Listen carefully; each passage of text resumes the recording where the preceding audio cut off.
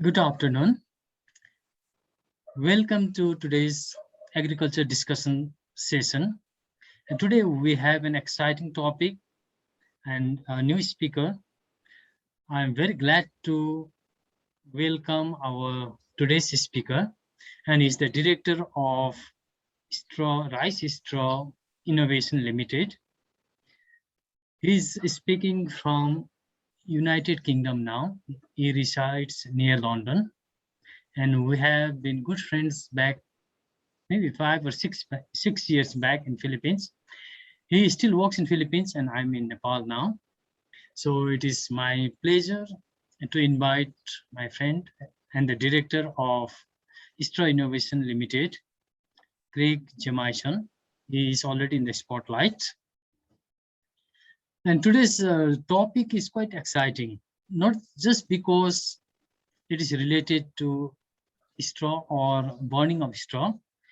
It's a big phenomenon in South Asia, and it is still a big phenomenon in Nepal, but many people don't regard this phenomenon as a problem.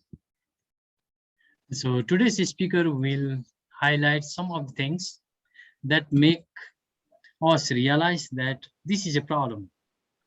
And he has also some solutions to share with us. With this short introduction, I want to invite today's speaker. He will, in the beginning, give some short introduction, then go to a PowerPoint presentation. In the meantime, unlike previous speakers who wish to complete the presentation, please be aware he may ask any questions in between. Otherwise, we can ask him questions after his presentation. Maybe 30 to 40 minutes presentation, then we can have interaction. We can get to know more if there is some gaps or over understandings. With this, I want to welcome Craig Jamieson, Director of Straw Innovation Limited, to the spotlight and share his introduction and in-depth knowledge about straw management. With this, Craig, you are welcome. Thank you, Govinda. Are you speaking from London now? Just near London, yes. Yeah. Yes. How is the weather there? Is it? It's okay. It's getting chilly now, certainly compared to the Philippines. At what time does the sun set there? Oh gosh, well, it's certainly dark. 6, 5. Yeah, it's sort of middle, about 6 o'clock. But it's going towards winter now, so it'll be getting dark earlier and earlier. Yeah. Are you able to enable me to share my screen? Sure. Just a minute. I will. Would you try once again? I've tried. There we go. Okay. I will share the desktop, and then I've got a little video for you later on, just a short one as well. Okay. But hopefully you can see that. Now we can see your presentation, please. I'll put it into presenter mode. Zoom it or please. Okay. Yeah. With these other friends who are there, you may put your video on so that we can appear on the screen. Otherwise, people who are not with the video don't appear on the screen. Okay. Thank you. Please go ahead. And if there's any problem. Thank you very much for that introduction, Govinda. And it's a pleasure to speak with you all. And as Govinda said, don't be afraid to jump in at any point and stop me. Just turn your microphone on and ask. I really like it to be interactive. I don't want it just to be something that you could be watching on YouTube or something. You know, some of the benefit is really from sharing ideas and thoughts. Maybe something I'll say will spark an interest in you, or an idea that will take it down a different route. But I had a lot of slides. I've cut them back quite a bit. I'm hoping that I can fit in within the time, but it's all very flexible. My time is yours. If you want to talk about other things, then please do stop me or put questions in the chat, and we can pick them up at the end if you like. So as Govinda said, I'm focused on rice straw. You could call me the straw man now. I've been focused on this for the last 9 or so years, I guess, mainly through work based in Los Baños in the Philippines, home of the International Rice Research Institute, and many other research centers there to do with agriculture and the environment. So I've titled this Rice Straw, the greatest environmental disaster you've never heard of, and some solutions. Why is it the greatest environmental disaster? We'll talk about that. Let me see if this is working. There we go. I'll use that. I'll talk about, I was going to talk about food versus fuel. My background was bioenergy. Suffice to say that there's a lot of clean energy available if we can produce it sustainably. And there was a lot of about 10 years ago heated discussion about, oh, can you produce this bioenergy in crops without displacing food or chopping down forest? In the case of rice straw, suffice to say, it's there already. It's a co-product or byproduct of food production, and it's not needed. In fact, it can be detrimental to put it back into the soil and plow it in.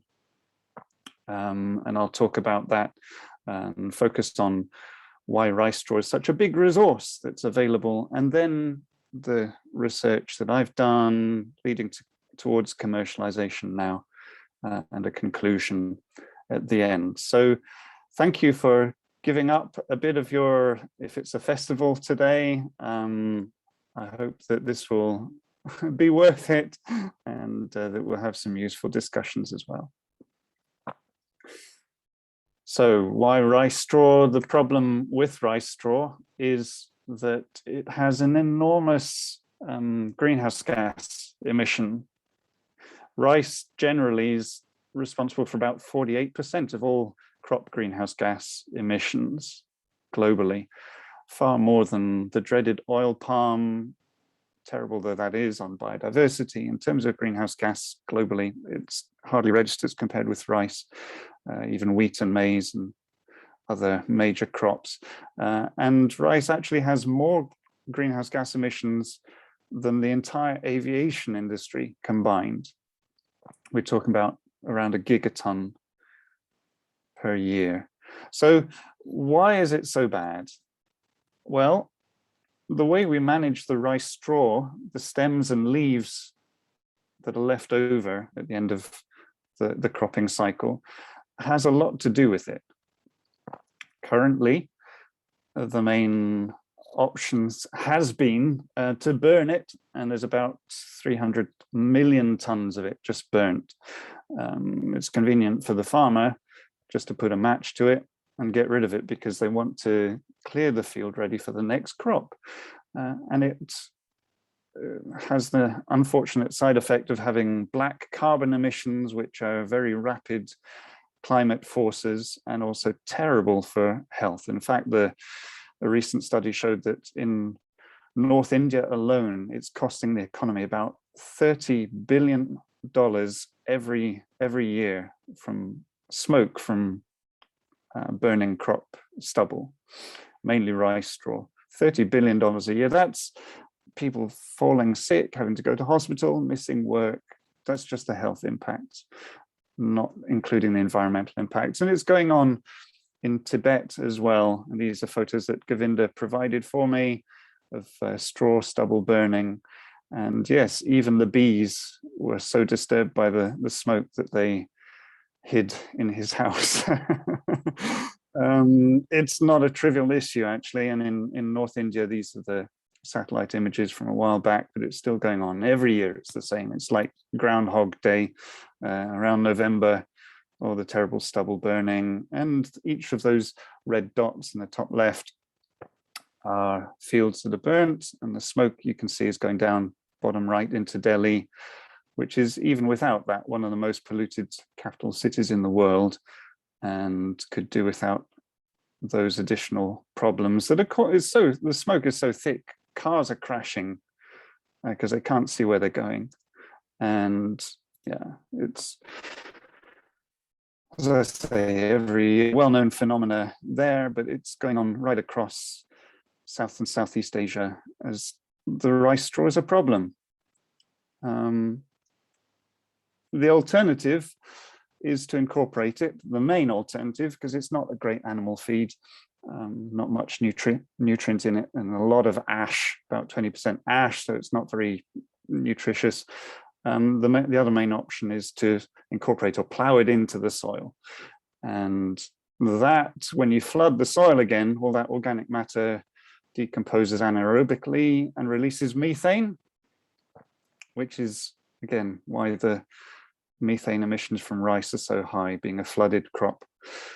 And the farmers don't even like that, because it takes a long while to break down and means that they can't establish their next crop as quickly as they would like. So they can only grow maximum 2 crops a year that way. So, I mean, some local to us in the Philippines are trying to grow 3 crops a year with soil incorporation, but it's really making the soil acidic and causing other problems. So anyway, the alternatives to reduce emissions from rice tend to be alternate wetting and drying, which can work in some circumstances and even save water and not affect the yield if it's done right. But if you're in a country that has monsoons or typhoons, the chance to dry the soil would be a fine thing when they've passed over.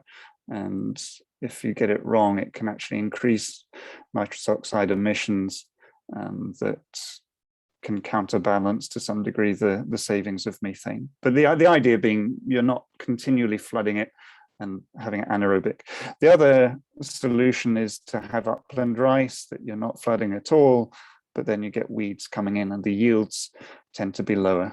The flooding of the fields is a strategy to partly to reduce the weed competition. So promising solution is just to remove the straw completely. And studies have shown that that doesn't negatively affect the carbon content of the soil.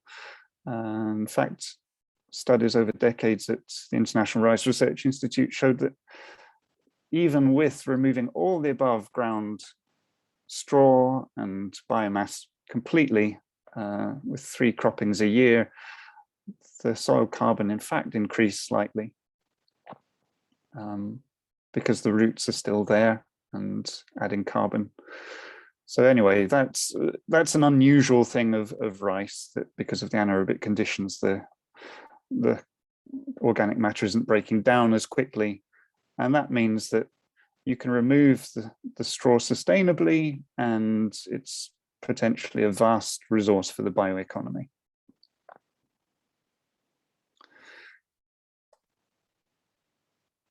We've been in lockdown, many of us, through the past 18 months.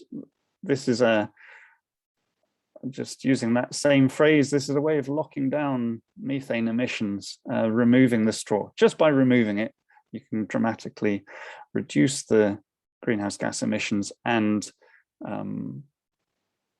reduce the black carbon, methane, short-lived climate pollutants. The benefit being rapid impact through, because they are such potent greenhouse gases, you can have a notable effect on the climate. There are targets around the world for 40%, 45% reduction in methane at the end of this decade, which is predicted to reduce global warming by 0.3 degrees Celsius by the end of the 2030s. So there's nothing else that can compare with that. If we're going to have a chance of keeping emissions within bounds, we have to address this methane problem. I've mentioned this already, so I won't go over that too much. It's not a great animal feed. It can produce mushrooms. You can grow mushrooms on the straw as a substrate, and that is profitable, about $100 per ton of straw profit in that. But yeah, the market for mushrooms at the moment is too small for that to make much of a dent in all the straw that's available. And so that's why I focus mainly on energy as an initial big market for the straw. It's not a good thing to fire rice straw into boilers. It has a lot of not just silica but other components that cause slagging and fouling in the combustion process. But yeah, there are there are big energy markets if you can find a way to use it for energy. What are the barriers? The technical and non-technical. I looked at this leading a team at IRI, the International Rice Research Institute in the Philippines, South Asia, and also with colleagues in the UK who are bioenergy experts in the Supergen Bioenergy Hub. Wrote a proposal 2012, 2013, and led a 3-year project on that. Because you can tend to think, oh, there's a problem here, let's come in with this solution. But until you really understand the problem, and why farmers aren't pyromaniacs, they're not just burning the straw for fun. Why are they doing it? What are the issues? Then you can potentially come in with a solution. So these were the technical and non-technical problems we identified. The logistics of getting the straw out of the field to begin with. At the moment, it's just the grain that's coming out mainly. So you've got to collect it first, which is expensive. The physical properties, I alluded to that earlier. It's got a lot of ash and things that make it not good for burning, but maybe there's a wet process that could be a solution for that. We'll talk about that in a moment. And then there are business challenges because there's no commercialized model yet for using rice straw on a large scale, and at least for energy. And then policy failures, which aren't helping. So yeah, we won't go over all this again. I mean, the state of the art in collecting the straw is perhaps a company in North India called Mindra Farm Solutions, because the combine harvesters cut just the top. They don't want straw going through the machine because it makes it less efficient. So the grain is just at that top band. They'll come and they'll cut high and leave a very high stubble. And so if you're going to collect the straw, first you need to chop it down at the base of the stem, and then come in with another tractor and rake it into a row, and then another tractor with a baling machine, and bottom left, you can't see it very well, but another tractor with a trailer to collect all those bales. So it's a long, laborious process. And you can imagine if it's in a flooded environment, if you've just had a rainstorm and that field's flooded, none of that is going to work. So there was definitely a need to do more work on the straw collection. Physical properties, I mentioned, it's not a good thing to throw into a boiler. So the state of the art there is perhaps a company in North India called Sampurn Agri-Ventures. It's in the Indian Punjab, and it's a 1 megawatt power plant making biogas, methane gas, in a controlled environment that captures it. So instead of it being in the field, flooded and producing the methane, it's putting it into a tank and flooding it, basically, and collecting the methane and using that as a clean fuel. In their case, they're making electricity. And that was the first commercial one in the world. And it's still kind of, I guess, a demonstration. And then, yeah, as I mentioned before, the logistics and these other things feed into a negative cycle where no one's really doing it, and that makes it higher risk for investors, so they don't invest, so no one does it, and it goes round and round in circles. So we're trying to break that with the work that I've been doing and others to demonstrate this new solution for using rice straw. And then the policy indicators help with study looking at policies around Asia, which ones are effective. And yeah, we listed a handful of countries and how they were getting on with the policies. China seemed to be among the leaders in incentivizing using rice straw, and then Indonesia.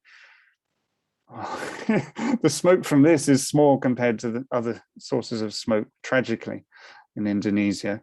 So it was considered, I guess, less of a priority then. This was a number of years ago, about 4 years ago. might be worth revisiting that now. So in terms of technology readiness level, this is what NASA scientists use to see if a technology is ready to be used. Out of 9, the logistics was about, in 2016 when I started my own company, it was about 6, 5 perhaps out of 9 for dealing with the straw in terms of its physical properties. And then you could say, not as technology readiness level, you could say business readiness level, very low. Very few people had done anything in bioenergy from rice straw at that stage. So 3 out of 9. Similar for policy, and a lot of work needed to be done.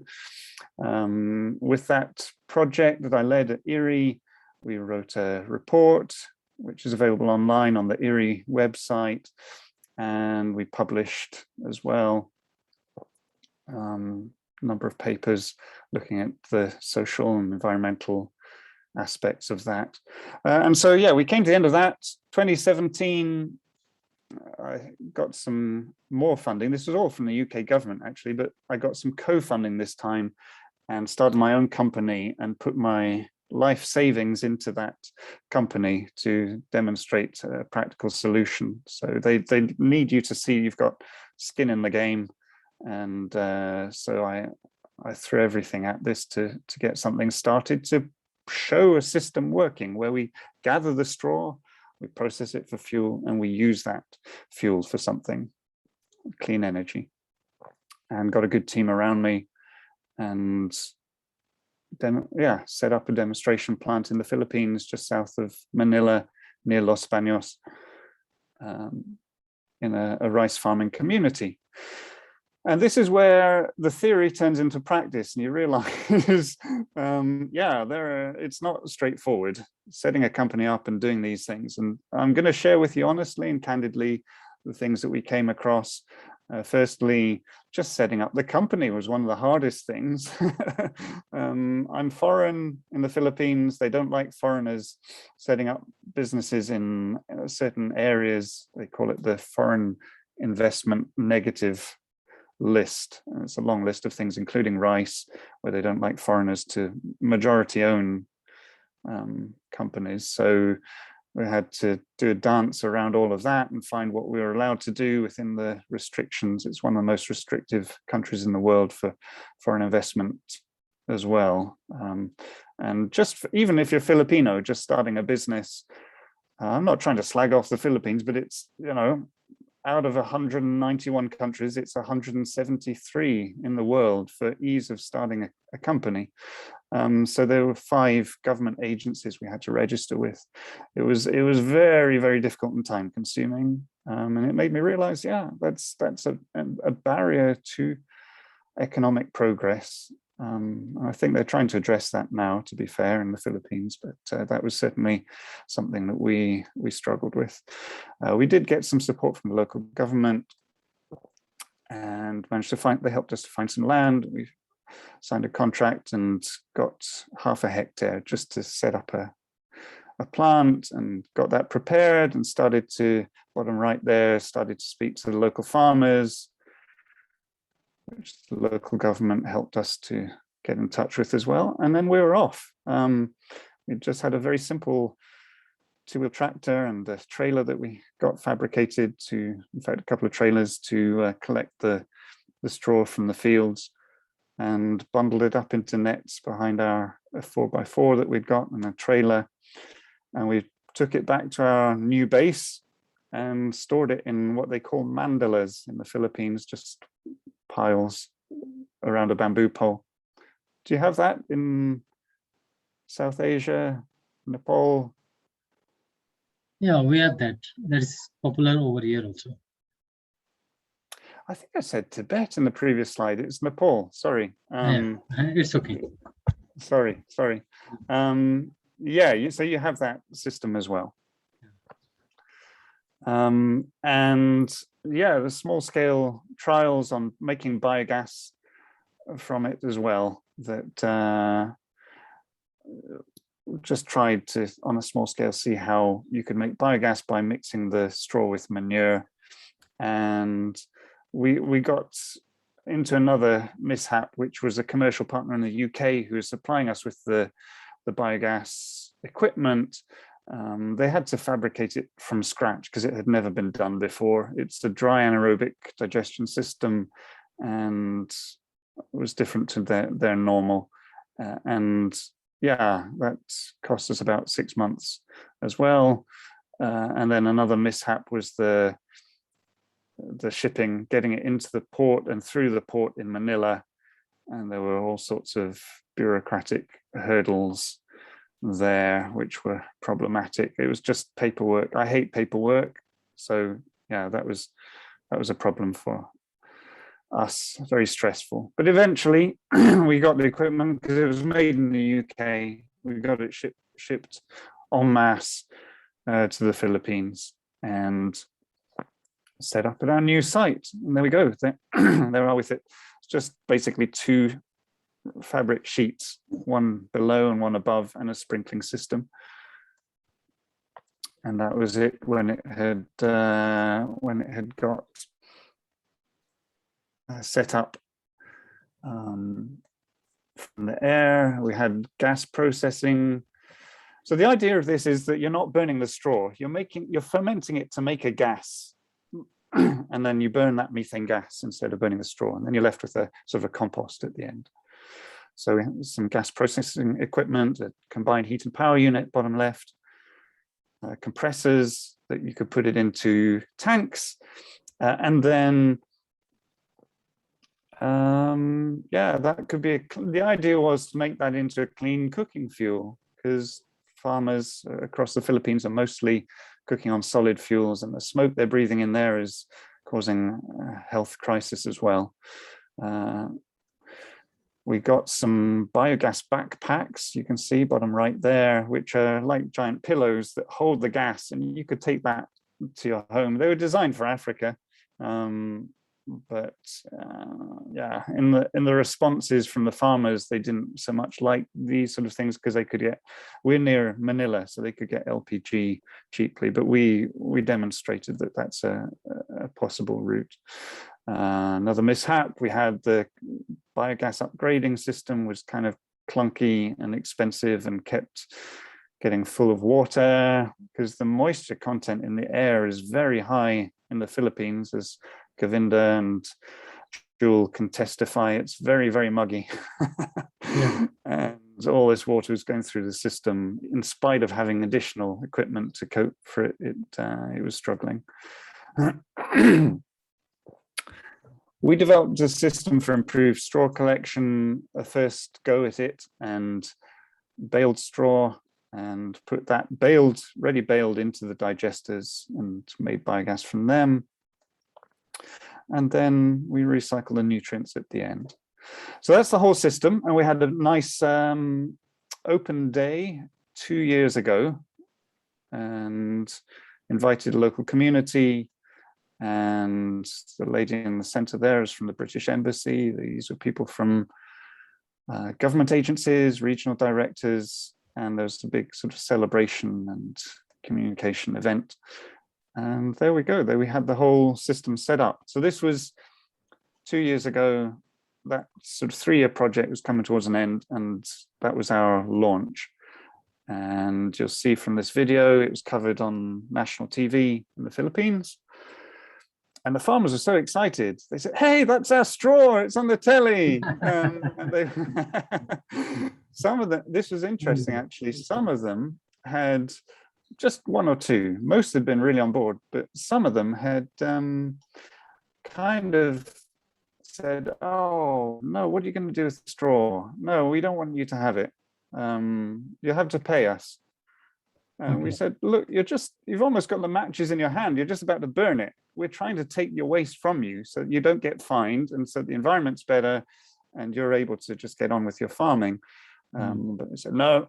And so some of them came to our launch there. And interestingly, they said, "You know, I can see what you're doing now.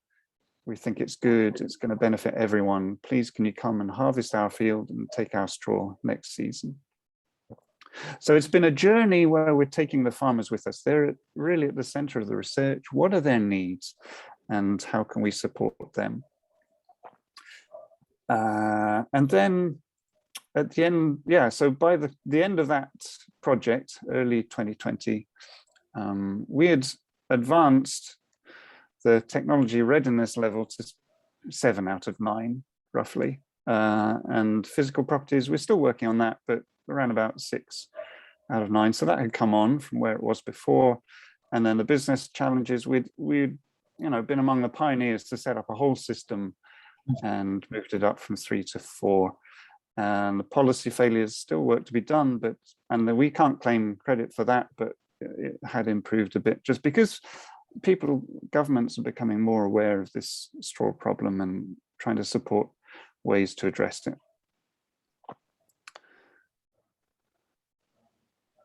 And that led us to our enhanced rice straw biogas project, which was just a 2-year project bolted onto the back of that to continue with the experiments and to continue to improve the efficiency.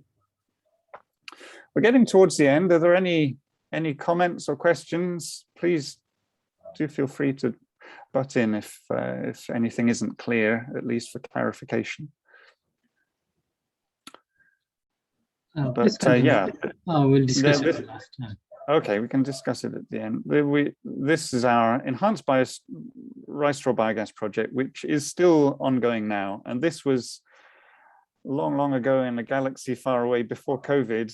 But as soon as we started, COVID hit. And I think in the first month, we were told, how long do you want to extend this project by? Because it was clear we were going to have problems. So anyway, COVID aside, we've been moving forward. The goals of the project are to halve the biogas production cost, to make them below the cost of LPG,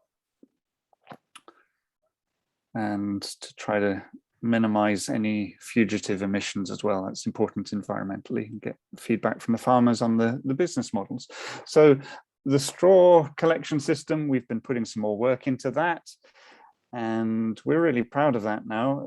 That top line, we're making good progress against the state of the art that I showed you before in India, and even in the Philippines. There are still challenges, but we're making excellent progress there. And this is a picture earlier this year that I took in one of the field harvested.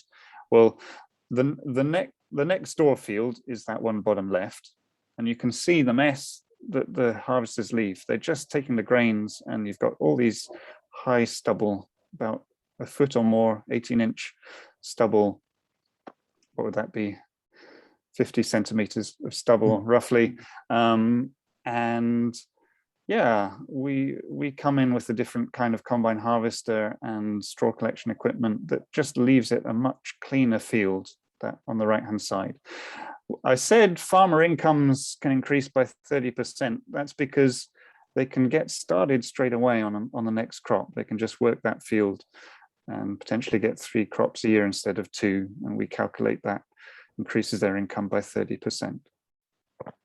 And a nice quotation there from a farmer, one of our local farmers who's been in the business 20 years and really appreciated the service that we offered by removing the straw. So what we're doing is we're, rather than chasing around after these combine harvesters, bottom left, saying, oh, there's another field, we can maybe glean a bit of straw from that. We just went right back to the basics of how is it harvested, and we've come in with a different kind of combine harvester, adapted that to collect the straw better, and so it's a whole end-to-end system. We've gathered the straw and the grains together.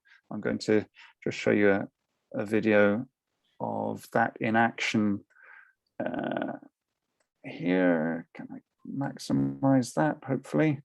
Can you still see that? Yeah, I can see. Okay. Hope it's keeping up with the bandwidth. Can you see it all right? Is it jerky?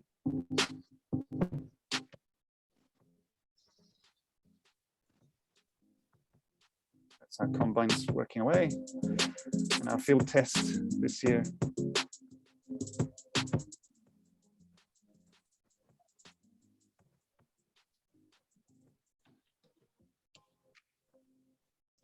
So there you can see it cutting right down at the base. That's what they call a head feed combine harvester.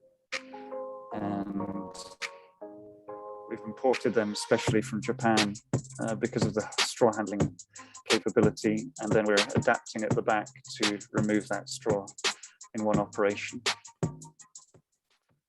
The side benefit is that the grains are much cleaner using our system than the conventional one. And yeah, less stubble.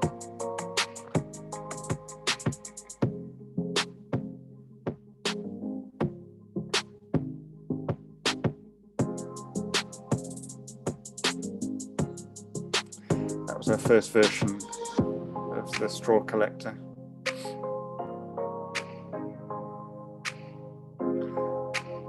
And we take them to our digesters. And we're going to see some farmer feedback in a moment that will explain what they think of the straw collection. 3 local farmers.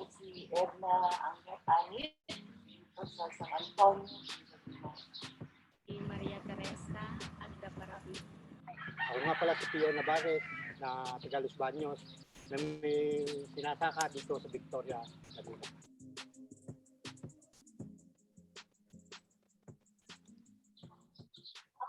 Ay nakuha ko dahil nakita ko yung advantage na yung stubbles o yung puno ng palay dun sa dating harvest field na ginagamit ay masyadong mataas ang cut.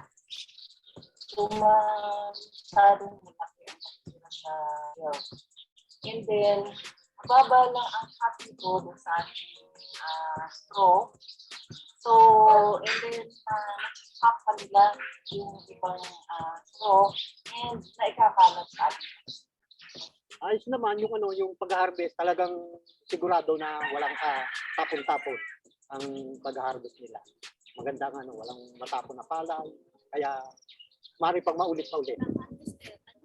Mabilis ang pag-aan.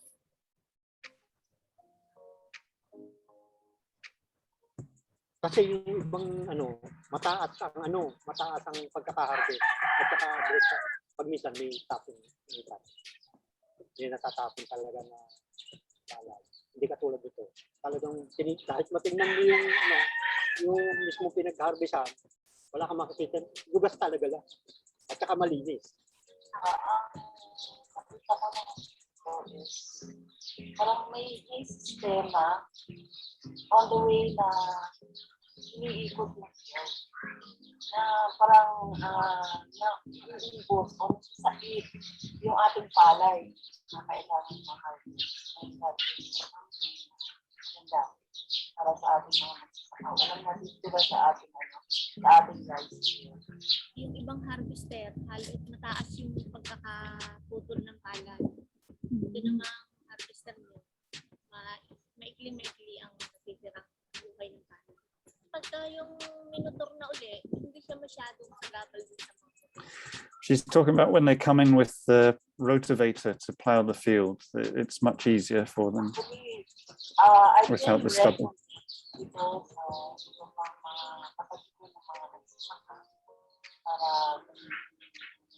So yeah, basically they're all recommending. They think this is a good thing. Oo, kaya nga sabi ko pwede pang ulit. I-introduce niyo po ba ito sa iba niyong kakilalang farmers sa lugar na hindi, ito? meron na. Diba? Nakita nga nila yung nasa kabila. Sabi nga doon sa kabila, kung pwede nga din daw yung harvested dito, sa susunod. There we go. Okay, I'll get back to this, just finish off this presentation. So yeah, the farmers are really loving it. They are quite keen to get this because it could increase their income by getting that straw removed, enabling them to make more money from their fields and from the harvest of the rice that they've got already. And so what do we do with it then? We've gone through the field, we've tested it, and we collect the straw and the grain together. And so the straw, the logistics aren't so bad because the straw is piggybacking off the logistics of the rice that's already being taken out of the field anyway. And it goes on the same lorries, the same trucks. And we use this, take it all back to our processing hub and use the straw as the fuel to dry the rice. And that's then replacing kerosene. So you're getting a double win, because kerosene is the usual, it's like aviation fuel, but it's being used just for heat to dry rice commercially. So we're getting a double win. We're removing the straw and reducing emissions from that, and we're also removing the need to have kerosene as a fossil fuel for drying the rice. And this brings us up to where we are now. Commercialization for the next few years. Yeah, we're trying to scale up and work with local governments to aggregate the farmers, so that we're not having to deal with each one individually. Just there's 1,000 farmers, they want your, and we can move in from place to place and offer our service. And these are our project partners right from the beginning, 2013 with IRI and Supergen through to today. We've been working a lot with Aston University and now University of the Philippines, Los Baños. And the conclusion, it's a challenge, but we're facing it. We choose, I love this quotation from John F. Kennedy, his moonshot speech. We choose to go to the moon in this decade and do the other things, not because they're easy, but because they are hard. Because that goal will serve to organize and measure the best of our energies and skills, because that challenge is one that we're willing to accept, one that we're unwilling to postpone, and one which we intend to win. And I think for us as a team, that motivates us. And in fact, that challenge is in reverse now. When they went to the moon, they looked back and saw the Earth and realized how fragile it is. And now there is an Earth-shot challenge, which is being launched. And I think this is what we need globally, is to have more of an emphasis as people are motivated and engaged to address these kind of knotty challenges that are out there. So with that, I'll pass back over to Govinda and invite any questions or comments. I'm sorry if I've gone slightly over. Okay, Craig, thank you very much for your presentation. It was very holistic in understanding the concept. The participants over here, you may have some questions or queries. I invite you to share in the discussion now. You may ask the question in the chat box, or you can raise your hand and I'll give you an opportunity for you to speak. First, I'll remove from Spotlight. I'll also remove Craig from Spotlight.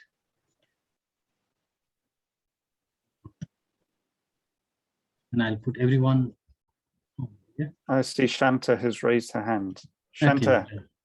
Okay, Craig, what I suggest you, if you have a notebook and pen, please note the questions from all the people and we'll answer once, because there may be duplication of the work. Before I go to Santa, I want to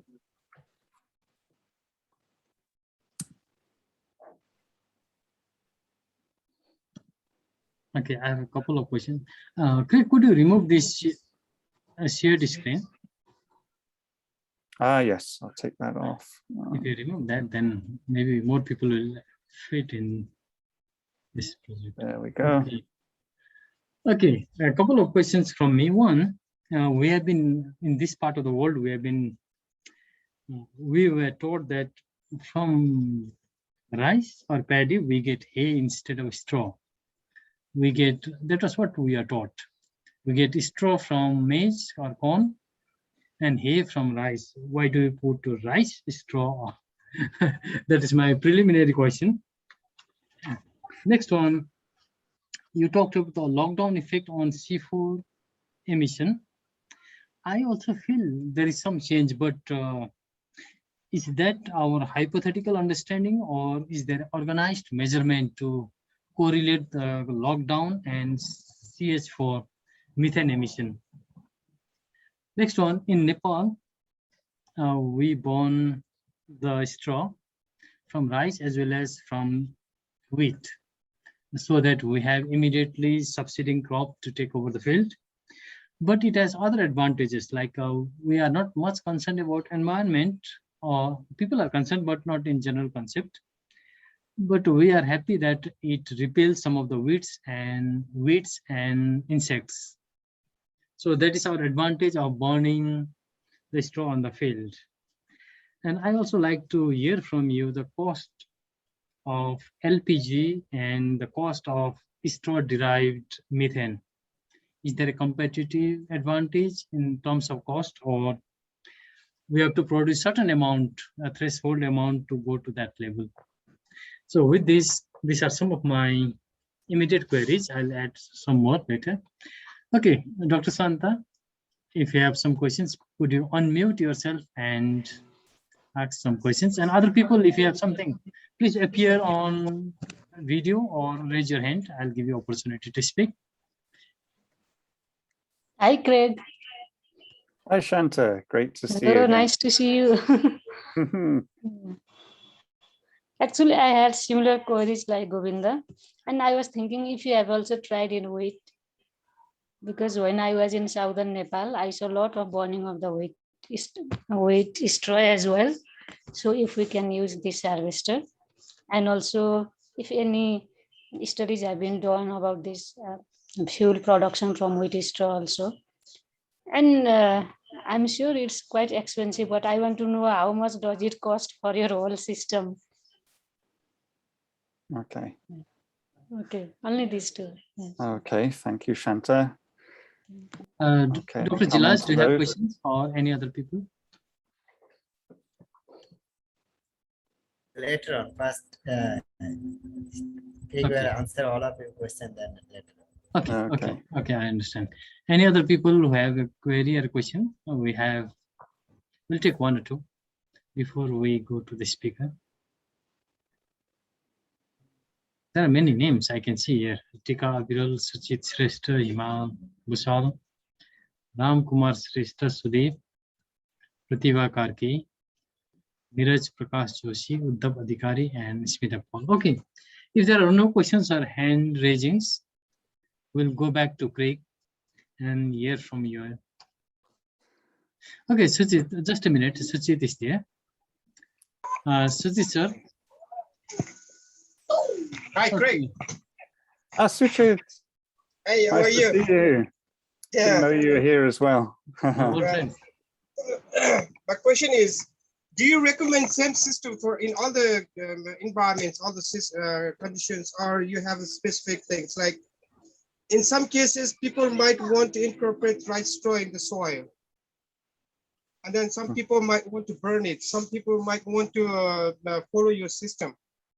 Some might want to feed for their livestock. What would be your solution? Which one is more efficient in terms of environment? Okay, thank you, Suchit. Any other questions? Two participants raised hand. Ram Kumar Shrestha. Okay. Now Ram Kumar will give from soil perspective. I'm sure. Thank you, Chris, for your presentation. In southern part of Nepal and mid hills, farmer use cattle dung to produce biogas, and if we use rice straw together with cattle dung for biogas production, we can use the efficiency of biogas production system, and then in that case we don't need another system, isn't it? Okay. Yeah. All right. Yeah. Okay. Tikaji, are you planning to speak?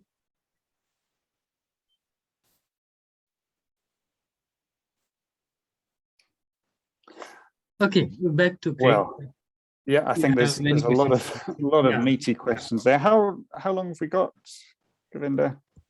And we have no limit to the time. No You can limit. explain Okay, and well, please respect some more questions. I want to respect your time because Yeah, thank you. I know for some of you, I'm standing between you and your Nepalese celebrations. But no, a lot of really good questions there, and they are very, very pertinent to what we're doing. So, Govinda, I'd never heard that hay versus straw, although rice straw does look a little bit like hay. But I think strictly hay is just grass that you're growing for livestock feed, and you'd harvest that when it's grown and take it in specifically for feed, whereas the straw is the byproduct or co-product of whether it's rice or wheat. I think straw is the correct word to describe it, the most widely used description. But it's good to be clear about what we're talking about, because there's a lot of confusion with rice husk. We're not talking about the husk. That's what goes around the grain and ends up at the mill in a big pile, whereas with the straw, that's the stems and the leaves that are left in the field, as you've seen.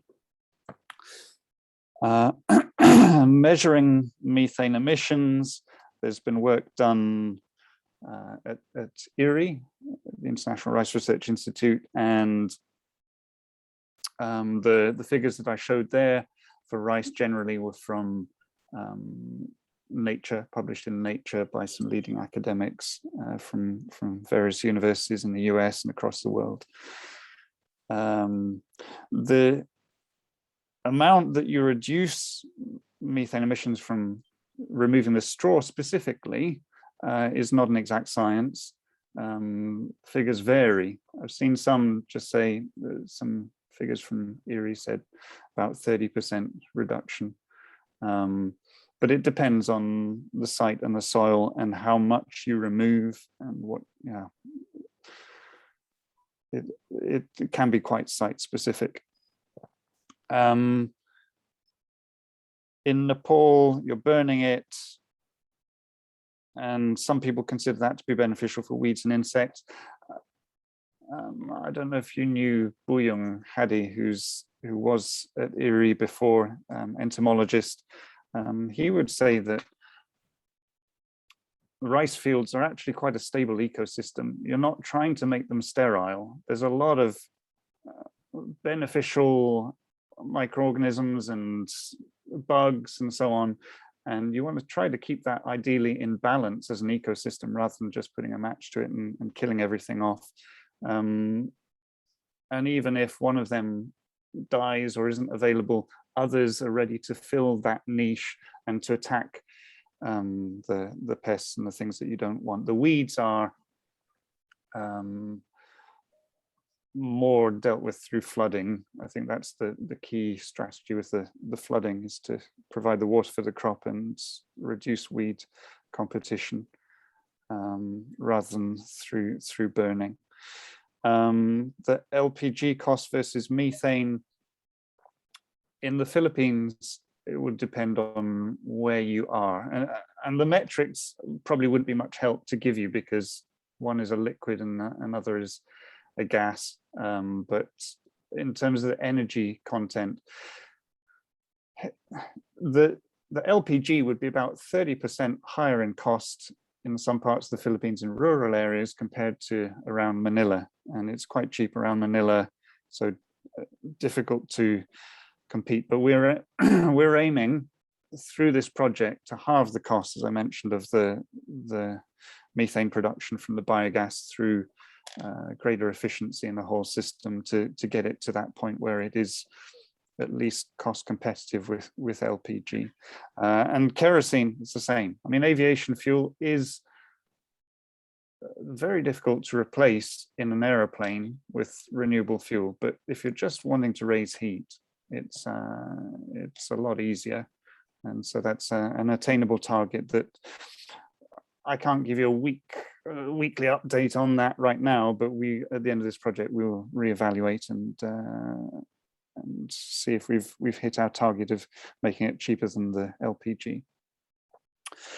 Shanta's questions on the straw burning. Yes, there's wheat straw that's also being burnt in Nepal, North India. They go from the rice in the summer and the hot season to the wheat in the cooler winter season. And yeah, both of them, when you finish that crop, you want to get on to the next one as soon as you can. And that does have health impacts as well. The system cost, yeah, it's a good point. I mean, I don't know, probably if you put your rubbish or garbage out at the end of the week in a black plastic bag, someone will come along in a truck and they'll take it. That's your waste, and the government is paying for that to be collected. In the case of rice straw, it's a much bigger waste. There's more of it across Asia, and the cost of collecting that is prohibitively expensive for the government to say, oh yeah, we'll just pay for all that to be collected and taken away. And the farmers can't afford to get it taken away.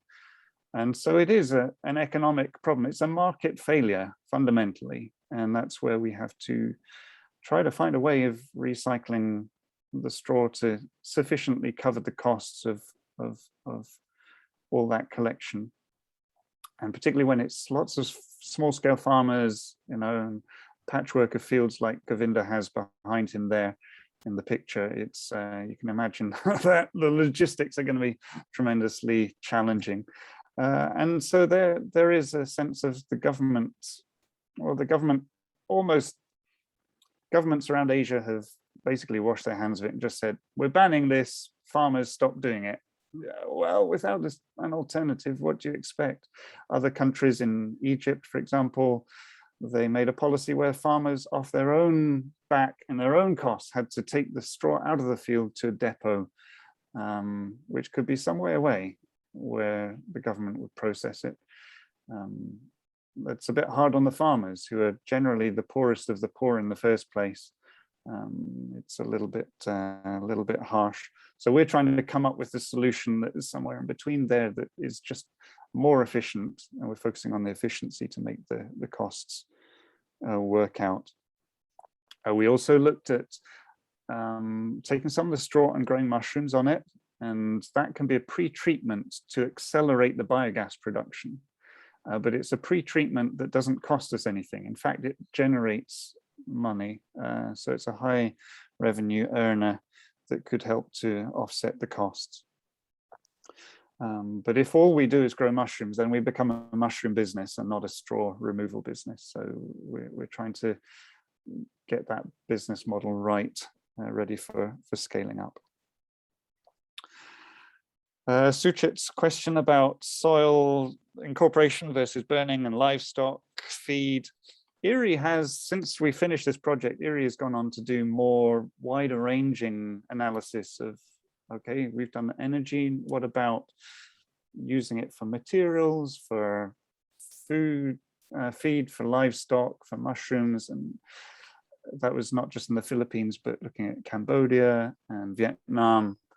And if you go to the IRRI website, if you just Google IRRI rice straw, all the relevant results are there, composting as well. And yeah, the analysis in terms of efficiency depends how you measure efficiency. It's not a particularly effective livestock feed, but you can add urea and molasses and make a kind of silage. We were talking about hay earlier. You can make a sort of a silage out of rice straw, but it's around 20% ash, and most of that, 3/4 of that is silica. So it's not something you really want floating around in a cow's stomach, one of its stomachs. They're not getting much benefit from that.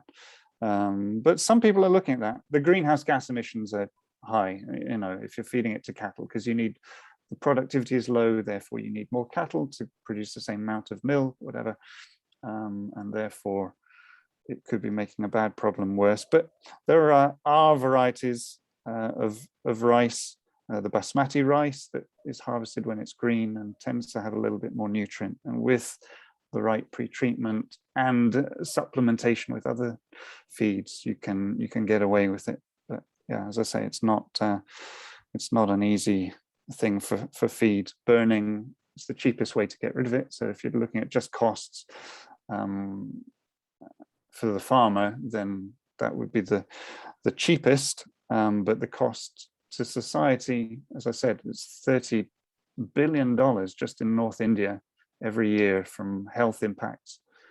Do we want to be poisoning people by burning straw? It's a crisis, really. Soil incorporation, as I said, the farmers don't like it. It takes a long while to break down and release a lot more methane as well. So we think that straw removal and processing is the way to go, and that's why we're focused on that. Ram, cattle dung, yes, you can make biogas from that.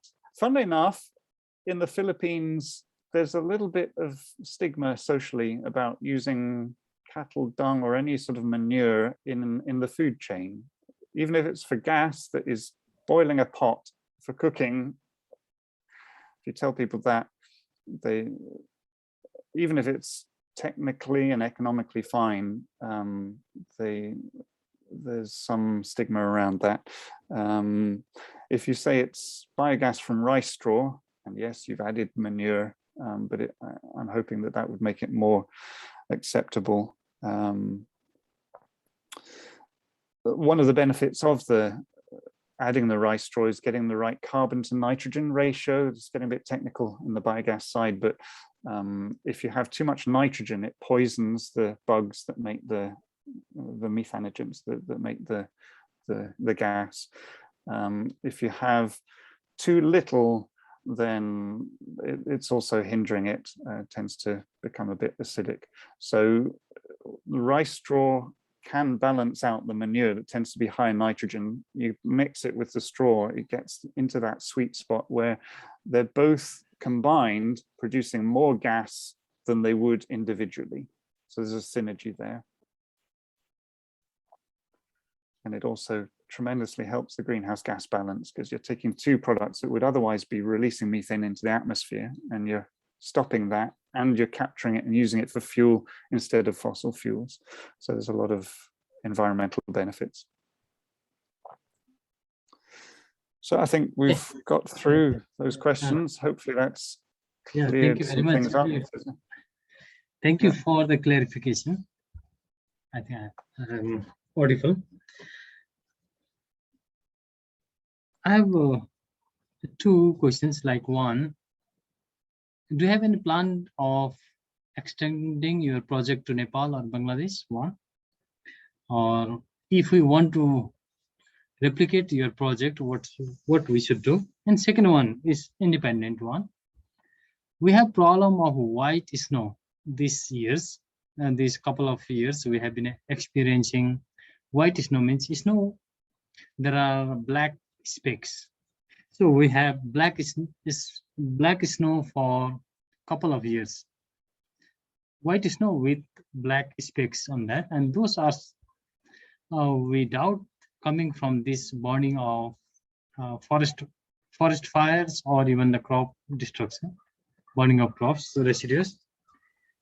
So there could be some environmental organizations who could be supporting these projects. So I want to combine these two ideas. One, your project's replication in Nepal or Bangladesh, and second, solving this black snow problem or phenomenon. Yeah, okay. So obviously, having invested all this time and money and effort into getting a system working efficiently, we'll be keen to get this out as quickly as we possibly can. And yeah, where there's a need, I've never been to Nepal, but I've visited Bangladesh and seen the situation on the ground there, and people are sometimes cooking on straw. Yeah. And that's going to be really smoky. If we can get biogas in there, deal with that and the manure problem all in one, and if having seen the straw burning in Nepal, we could hopefully turn that into a resource, and my plan is to get to a commercial footing in the Philippines next year, 2022, and then we'll have a track record, a bit of traction, and we'll be able to say to potential investors, you invest this much, you get this much out, so that people can be encouraged to take it around Asia. We can supply equipment, we can do training, and just help that too. We're not realistically going to own all the harvesting equipment all across Asia. That's not, that's probably not the result that we're looking for, but we want to have a model where we support and facilitate people in countries to maybe have a main dealer and support in each country that people can go to buy the equipment and get the support and training. So training trainers and the skills to operate this and to maintain the system will be very important. And then the second thing you're talking about, so that was, would we go to those areas? Yes, I hope we would. And then your second comment was black snow. Remind me. The white snow, yes, thank you. Black snow. The black snow with the white snow with the black specks. Yeah, so I'm an affiliate or associate of a group called the Climate and Clean Air Coalition, CCAC. Climate and Clean Air Coalition, and they look at what is becoming known as short-lived climate pollutants.